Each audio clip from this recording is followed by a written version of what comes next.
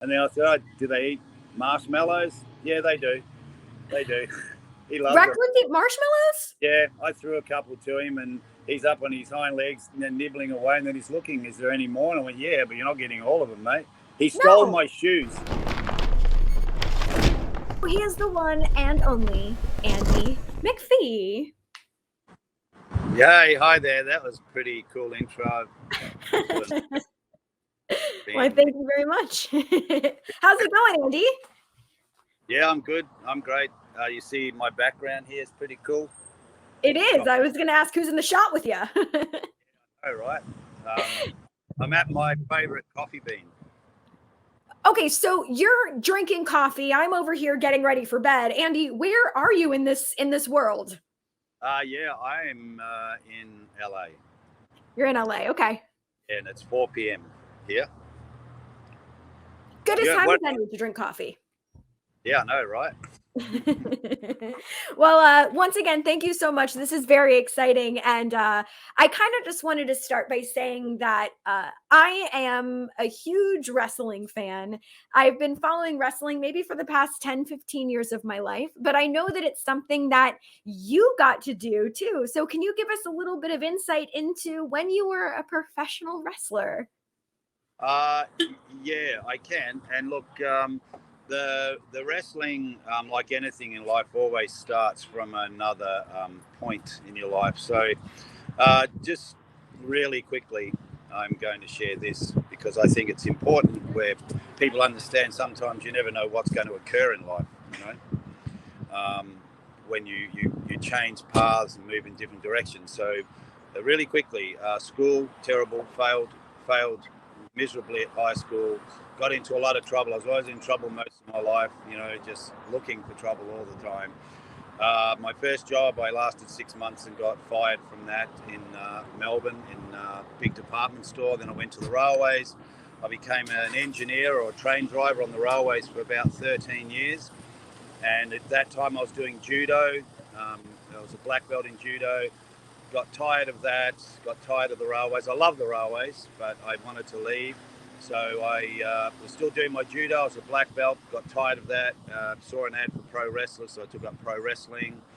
And out of the pro wrestling, after probably a couple of years, they wanted some pro wrestlers for a commercial on TV in Australia for a Hungry Jack's, which was just starting up there. That's about 35 years ago.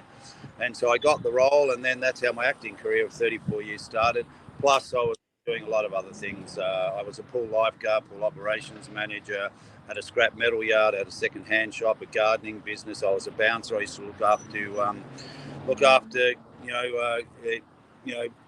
different nightclubs around Adelaide.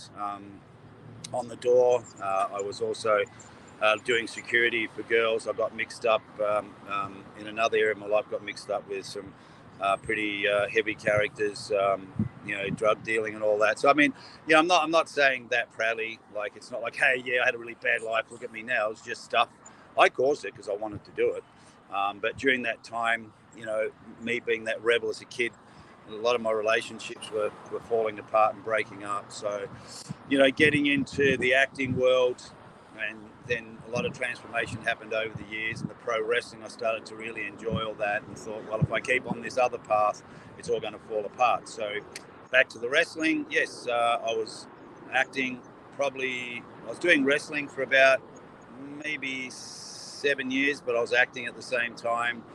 And everything just expanded from there. Coaching actors, my son, started him, and then we got to America. So that's sort of a snapshot of how that got me to where I am. Wow. I mean, it seems like you're a culmination of a lot of life experience, and you've found a way in order to use your life experience for roles, and now, to impart wisdom on other people in this industry that want to learn from you. So I think it's wonderful that you found this way to kind of connect everything. What would you say from, let's say, back in the day, you said you were a black belt in judo and also the wrestling.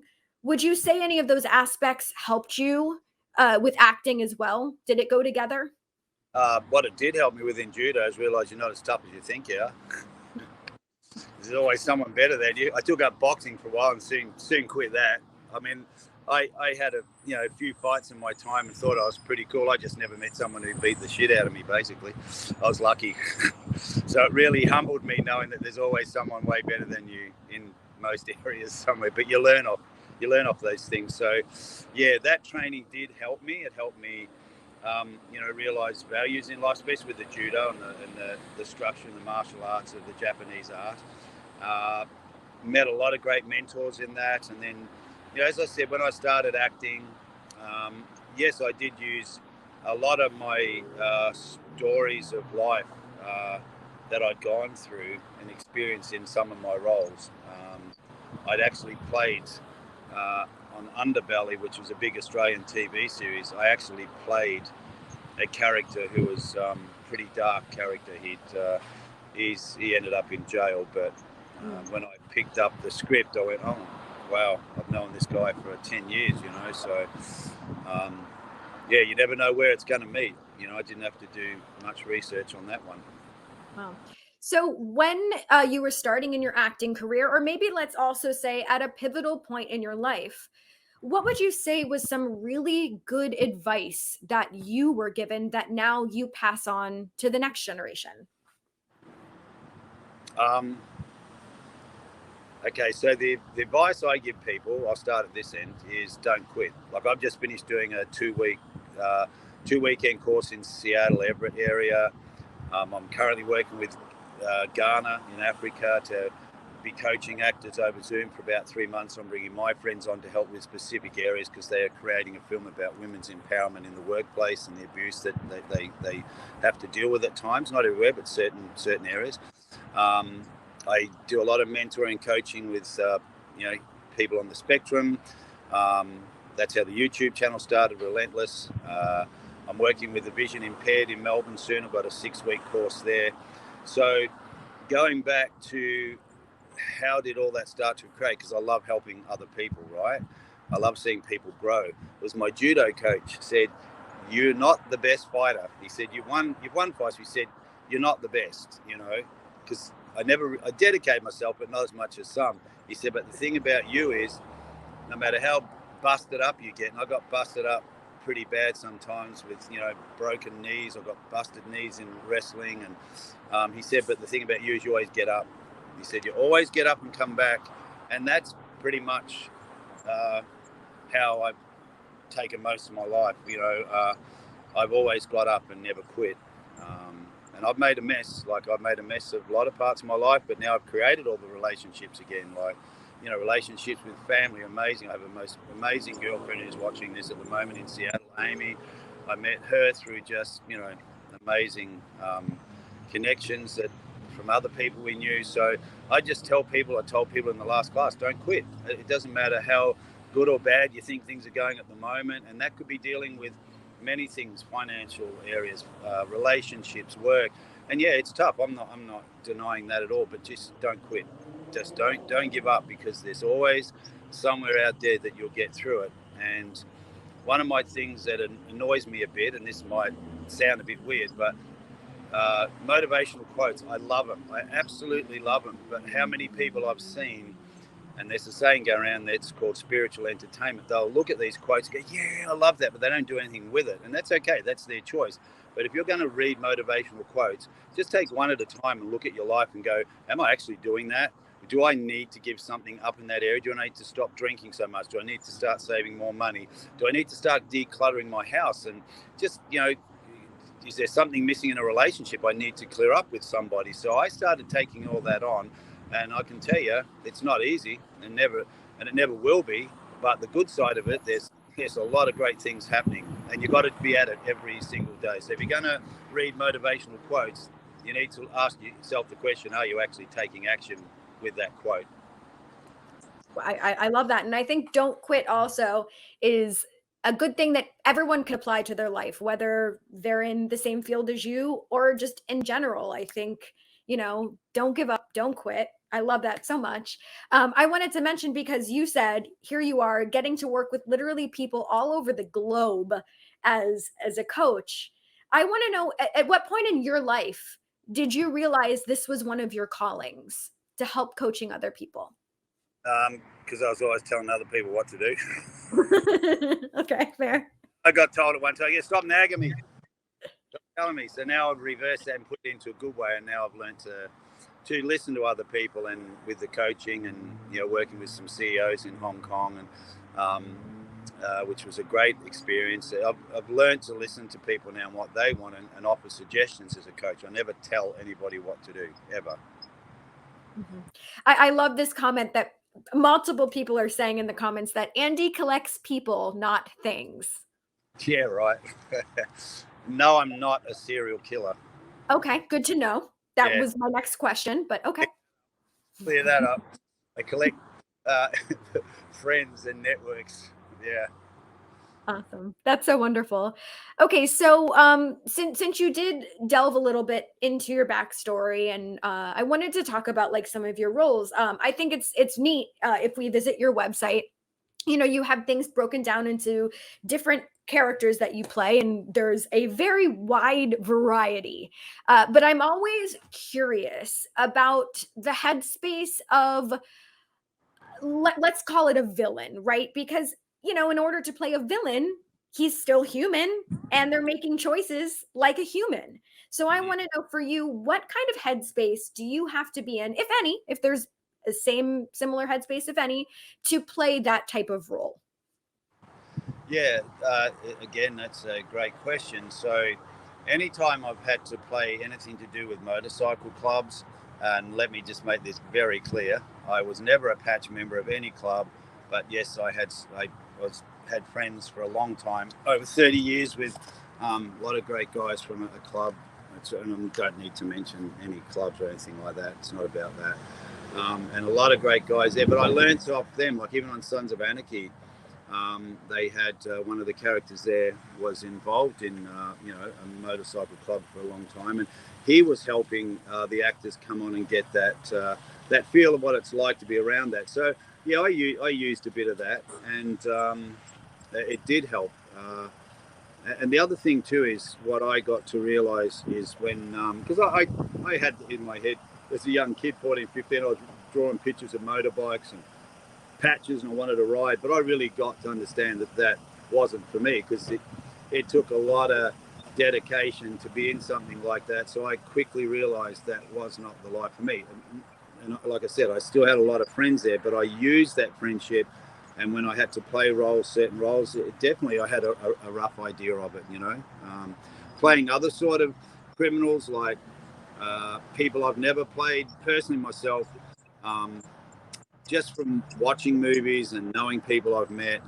I just sort of take on a bit of that. Like, I've got a friend here at the moment who's just coming out of jail, and he's a really interesting guy. He's going through court case at the moment. He's tied up with a big Mexican cartel, and he just wants a new life now. Like, a friend of mine's helping mentor him. He's the nicest guy. Like, I mean, you would not have a clue. So I use people like that going, you don't always have to be this scary, tough guy yelling if you're playing a hard character or a gangster, because a lot of the guys I met weren't like that, That's very fair. And since you did mention the motorcycles, one of the things that I saw that you posted a couple times that I think is really awesome is you were working, or you're friends with the company, and I want to say it's called Bikes for Christ. Is this? So can you tell us a little bit about that and the positivity that comes with motorcycles and also the ladder? Yeah. So look, I dabbled in, faith when I was a teenager. I loved going to church, and it really, for me personally, and this is not a Bible bash for anyone, so don't take that wrong. I'm just sharing what I do. What other people do is their business.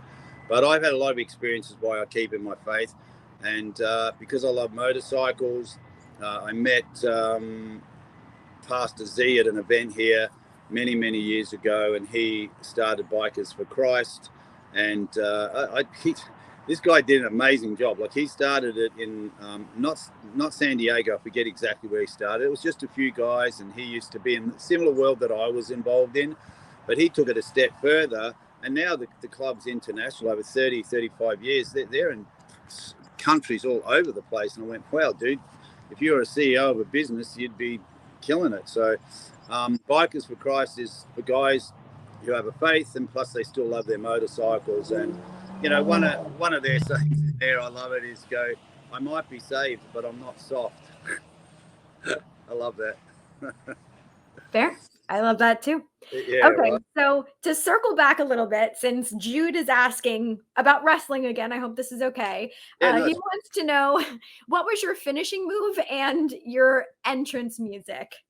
Oh yeah, you know what? The entrance music has been played on the radio here in LA. I don't know why, for the last month on Jack FM, and it was the Beastie Boys. I forget, I can't honestly remember the name of the song now, but it's continually playing. And I'm like, oh boy, it takes me back to the wrestling days, right? My thing was no rules and playing the bikey sort of character. My finishing moves never really had any. It was usually a chop to the throat or a poke in the eyes and then down and pin, you know? It's like... That's one way to take them out, you know? Yeah, the bad guy stuff. That's and I know you had mentioned to me earlier too that you got to work with some incredible people like Jimmy Superfly Snuka and Big Boss Man. Those are some pretty heavy hitters. Yeah, I didn't wrestle with them, but we're all on the same card, and it was great. Like, we hung out with Jimmy Superfly Snuka. This is a long time ago in Melbourne, and such a great guy. Like, so cool. Just listening to him talk and sharing his stuff. And Big Boss Man, I got some great photos with him, and you know, sadly he's not with us anymore. Rest in peace for him. But another great guy. Just Malenko. Just talking to all these guys out in the dressing room, and that was really cool. Getting to know them a lot better, you know. And did you go by Andy Mcphee, or did you have a different name? Oh God, no. That would be bad. No one would. No, I chose.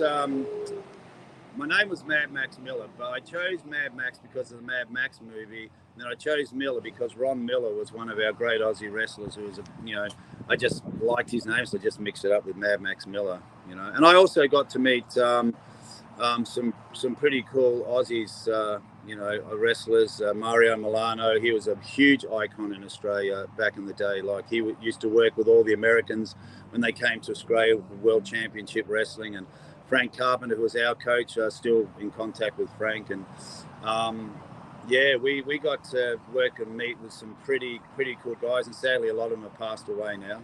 But I love wrestling. Wrestling, I still love it, and I love my trains. I have a YouTube channel for trains, a YouTube channel for wrestling, which you're going to be on, interviewed.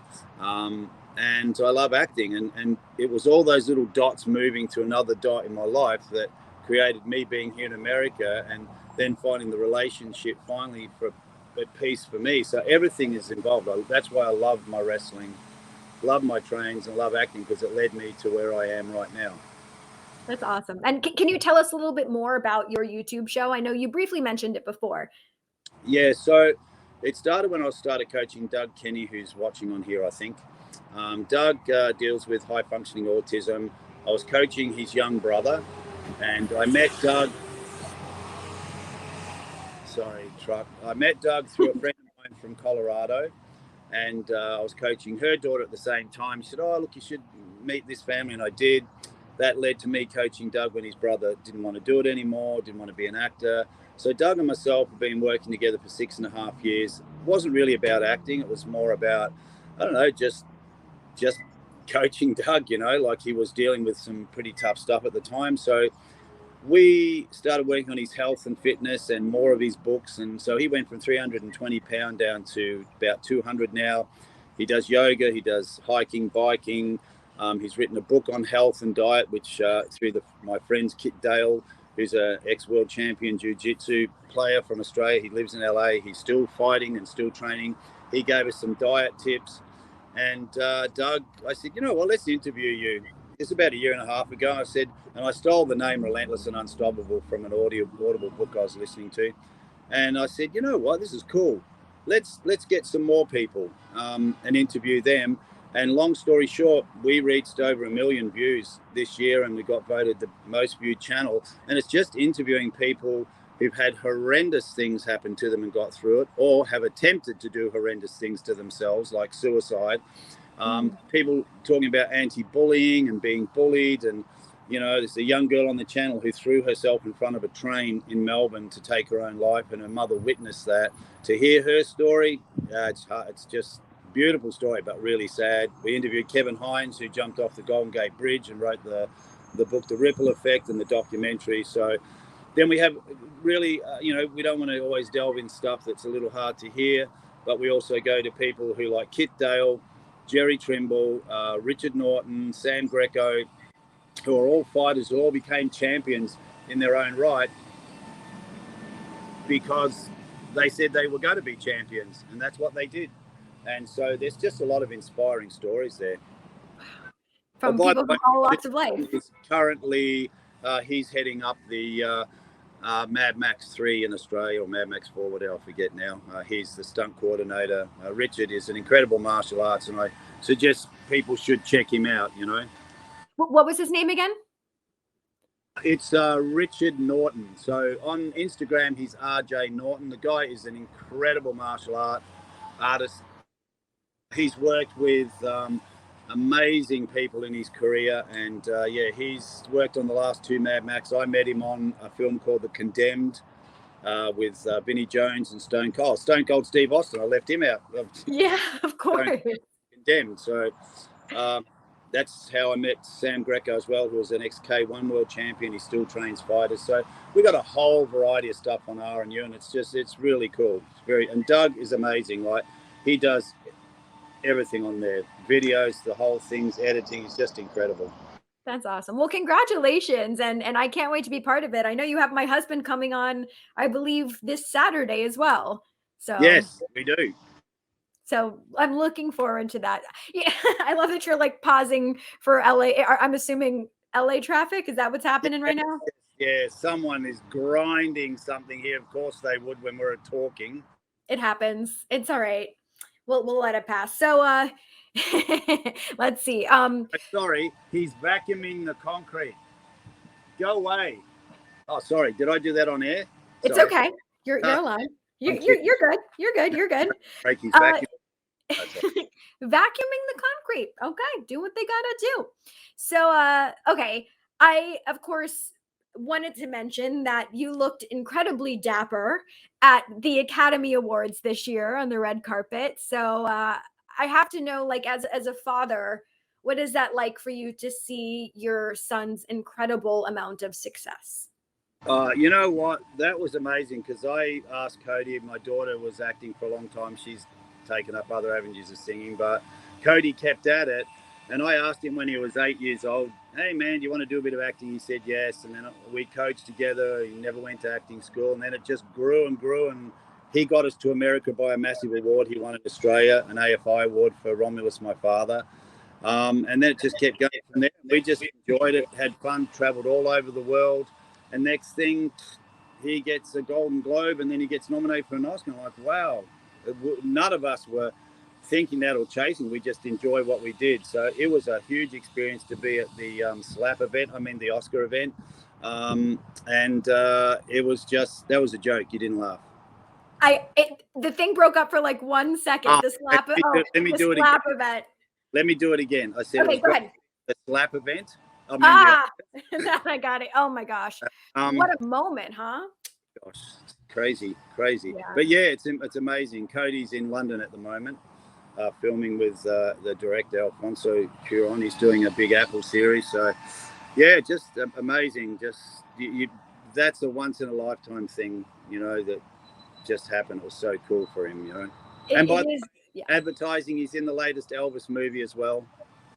I am so excited. That is a movie I'm literally like counting down to see. So I can't wait to see what they did with it. So yeah, it's getting some good reviews.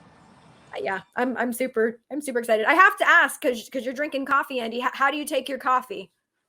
In a cup. Okay. Yeah, it's and I can't pronounce it properly. It's the Matcha green tea hot. That's my coffee. Matcha, yeah. Yeah, I love it. Love it. Perfect. I haven't tried matcha. I probably should. I hear it's really healthy. Whew, the role of a lifetime. Okay, so once again, people are talking about the bond that you have with your son. So I want to know what it's like actually being able to work together. Yeah, it's a dream really, because like when you get to work with your own children, it's such good fun, and we've had the opportunity to work together on a couple of films. His version of me working on some of the films, that because we travel all around the world, we had just so lucky to be able to do that. And every time we went somewhere, sometimes they said, "Oh, look, you're here, Andy. You might as well, we'll put you in somewhere." And so Cody used to refer to that as, my dad's like the Easter egg you hide in the backyard. So that's his version of me in his films. I love that you two can work together because here's the thing. So my mom is a yoga instructor and Oh, she's cool. wonderful. She's literally the greatest. Like all of her students obsess. They like come from near and far to go to my mom's yoga. Yeah. I go to her class and I love my mom, but I can't I love her, but I can't hear her be like, shine your heart, Heather, shine your heart. I'm like, I'm shining my heart. But you know, I can't, you know, work with my mom in that regard. But I think it's wonderful that you're able to work with your son. Yeah, but it is cool, like, because not many people get the opportunity to work with their parents, or parents work with their kids. So when you do, and it's a great relationship, it's just a blessing, you know. Absolutely. Okay, so before we get into the game, because we do have a game, Andy, I wanted to know, and obviously you're incredibly busy, but I wanted to know what some of your favorite day off activities are. What? I know. What's what a is day that? off? That's day off. Yeah, I look, really what I do is I box. I've got my own equipment set up. I actually did it today. I do, my relaxation is yoga, and then weight training. I love weight training. I love hitting the bag still, even though as you get older, I was saying to my girlfriend the other day, man, I've been hitting the bags doing really good. Now all of a sudden, two of my fingers can't bend. I went, does that mean I'm getting old and the joints don't like it anymore? Ooh. But that's what I love doing. And just, yeah, when I was staying down in Seattle area, just a lot of walking on the beach and just enjoying nature. That's, to me, I could just sit there all day and just look at the ocean and, yeah, just love it. I like peaceful things because everything else is so hectic, you know. I totally get it. Well, a lot of people are saying chasing raccoons. Yeah, that was hilarious. We were eating marshmallows and this massive raccoon, I don't know, he just didn't seem afraid of us. He was coming closer and closer, and then he was a little bit worried about walking past, so he went around the other way, and we were filming it. It was so funny. And then I said, oh, do they eat marshmallows? Yeah, they do. They do. He loves them. Raccoons eat marshmallows? Yeah, I threw a couple to him, and he's up on his hind legs and then nibbling away, and then he's looking, is there any more? And I went, yeah, but you're not getting all of them, mate. He stole my shoes. I think he came back to a bit of reconciliation because I left my runners outside, my sketches or whatever you guys call them here. I just call them runners. And I go out and they're gone. And I said to my girlfriend, Amy, I said, wait, did you move my shoes? And I went, she said, no. I said, raccoons or someone's taken them. We found it in the backyard the next day, all chewed up. And then I went, great, I got one. So we went on a search and found the other one under the deck. So I got him back, we cleaned him up, and then I think he just came to have marshmallows with us to let us know he didn't really mean it, you know. How kind. I know, I thought so. Huh. So raccoons are stylish. Maybe he wanted s'mores, you know? Yeah, I know, right? That's what I thought. If he was walking around and it would have looked hilarious. It would have been kind of cute, you know? Yeah. But, okay.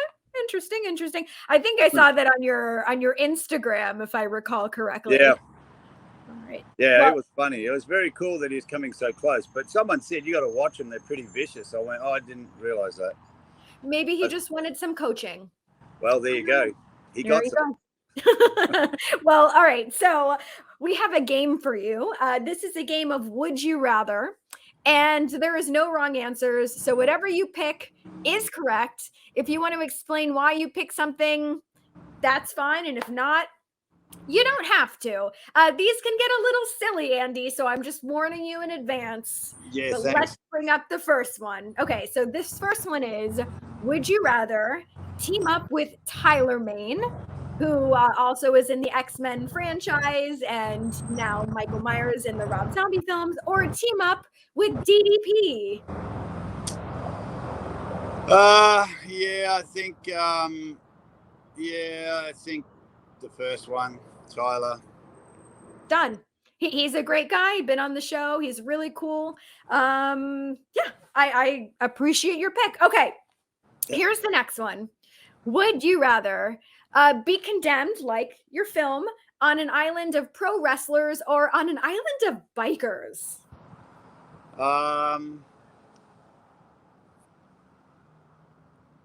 Yeah, probably an island of bikers, and I'll tell you why, because at least you know where you stand. Either you'll survive or not. Okay. I don't trust pro wrestlers because sometimes their egos are bigger than what they are. And I mean that nicely, but at least with bikers, I think I know where I'd stand. Well, you can use your finishing move on the wrestlers too, whatever you call it. Yeah, I know. I'm not sure it'll work. Okay, bikers it is. Okay, here is the next one. Would you rather explore the ocean floor with Ron Perlman? So we're talking about the part of the ocean that's never been explored before with Ron Perlman, or travel to space with Tommy Flanagan? Okay, Ron is a great guy, and I've met him plenty of times. Really lovely guy, but no, I can't trust him because he did push me off the roof. So I'm just, I don't know, I couldn't trust him in that aspect. Tommy, I'd have to say there. Yeah, Tommy's a pretty hard character. I've listened to a lot of his amazing backstories, but I think, yeah, Tommy, I'd have to go there because I couldn't trust Ron. He's already done a bad deed by me once. So, okay, done. I'm with you. Okay, here's the next one. Would you rather travel cross country on a bike in sweltering heat, or live on a Snowpiercer locomotive for a month? Yeah, that's my mate. Timothy Murphy was in Snowpiercer. I'll go the locomotive. I have to go for the trains. Snowpiercer is phenomenal. So great. I don't know about the freezing. I think not for me, but there's the heat. I just love the. I'll go, and who knows? I might bump into Tim Murphy. He's a great friend, so we'd have a few Irish whiskies. There you go. Okay, here's the next one. Would you rather always dress like you're going to the gym, or always dress like you're going to the Oscars? I just have to say the gym, because all my friends, when they saw that photo, they went, "Wow, you're nearly 70, and I've never seen you dress up like that." So I'm a sweatpants gym guy, so I've got to say that. Okay, fair enough. Okay, here's the next one. Now, I know this could be a hot take, so I need to know, would you rather have to eat Vegemite with every meal or eat Tim Tams with every meal? Oh, no, I'll go the Vegemite, and I can dip the Tim Tams in the Vegemite. Is that a thing? No, but it can be. Okay, we're starting it here. I wasn't sure. So, what is because I've never had it.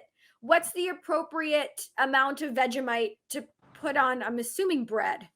Oh, well, okay. So toast, like nicely done toast with lots of butter and plenty of Vegemite. Can't beat it. Can't beat it. Okay. You can whack as much as you want on there. As much butter and as much Vegemite, the better. That's me anyway. The more the better?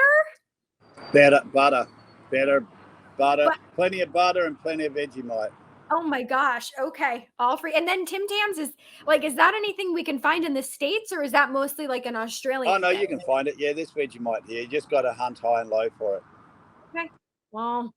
And Tim Tams are pretty good too. Like you know, with coffees or tea or hot chocolate drinks, like, yeah, I mean, they're both, I just, sorry, have to have both of them with me, actually. Oh, okay. Dipping Tim Tams and Vegemite. Yeah, it's got to be.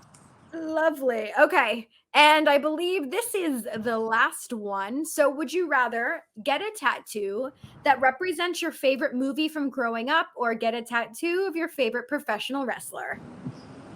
Yeah, no, won't be putting any pro wrestlers on my arm. Nothing. nothing to do with pro wrestlers. I love them, but no, there won't be any pro wrestlers going on. I think it'd probably have to be maybe a movie. One of my friends here in LA, getting off subject, an Aussie guy, he has got all his favourite directors, actors, and movies all over his body, like chest, arms, legs, everything. It's amazing. He's like got that. Portraits? Yeah, portraits of directors, actors, and it's just incredible. All over his body. It's amazing. I actually met him, funny enough, right here at this Coffee Bean about 5-6 years ago. And he's back here working with my other good friend, Mark Fermi. They've got a film they're just about to get up. So me meeting, this is the dot point again. So I like sharing the early story as I met him. And then little did I know when I introduced him to Mark, he went back to Australia, my friend with the tats. And next thing, Mark and him had been working together, and they're both, set up their own production team. So that came from me just saying hello to him outside the coffee shop and admiring his tattoos. Full circle moment right here. Yeah. What would you say were some of your favorite films growing up? Tough question.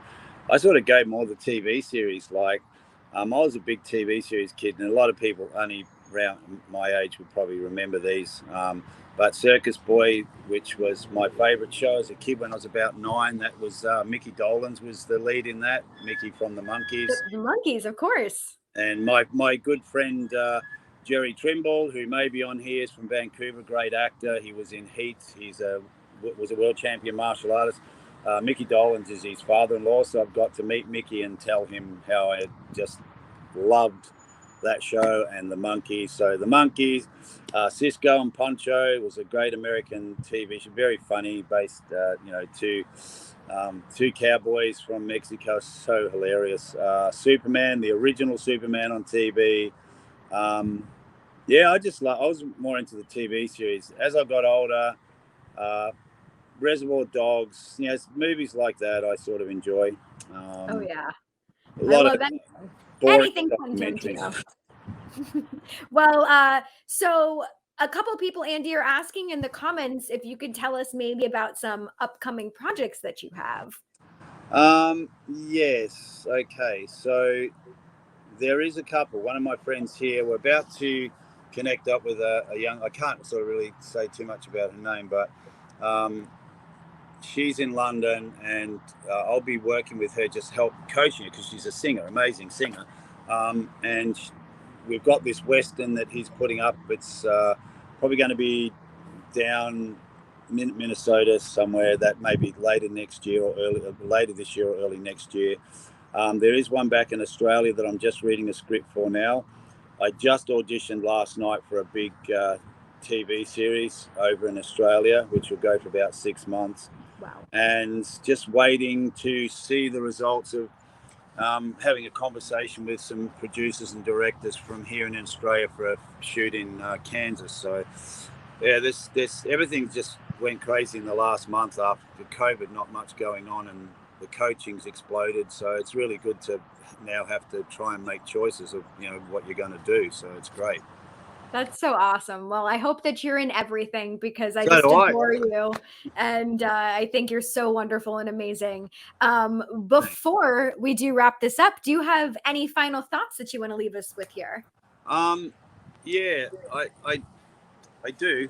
I love doing things like this, but honestly, I know people who don't know you sort of like, not me, but just any celebrities have been in movies. It's like, oh, cool and all this, but I never wanted to act. It was not even the last thing on my mind.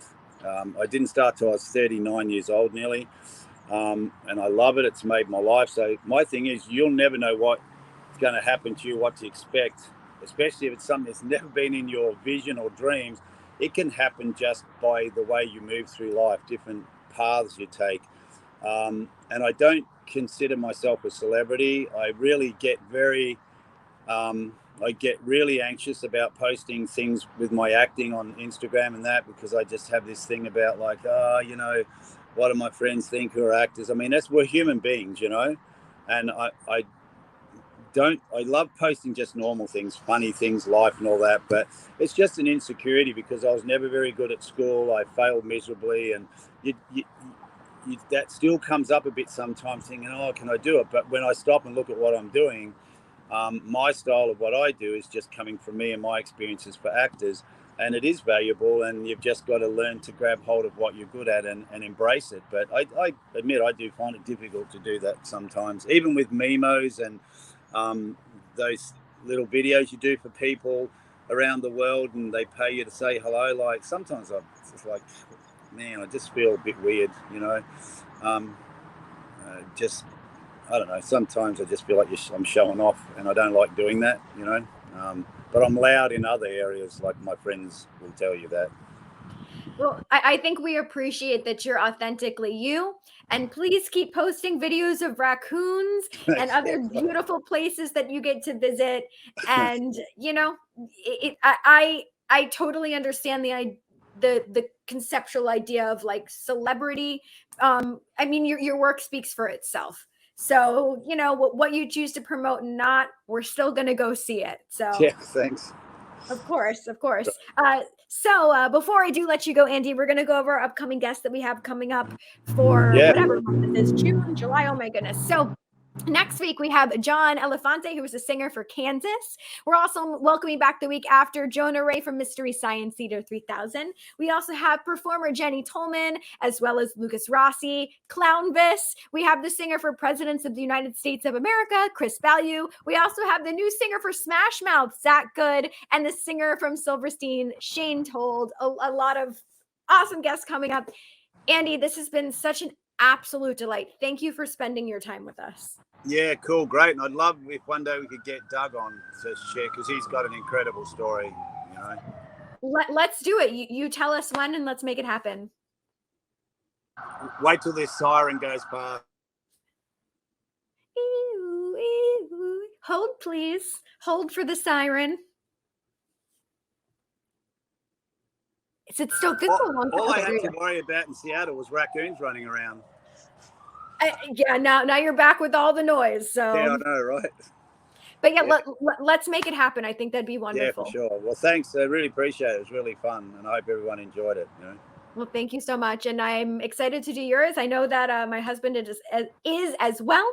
And for everybody watching, thank you so much for sharing your time with us, and we'll see you guys next week. Have a great rest of your week, everybody. Bye. Thanks. Bye.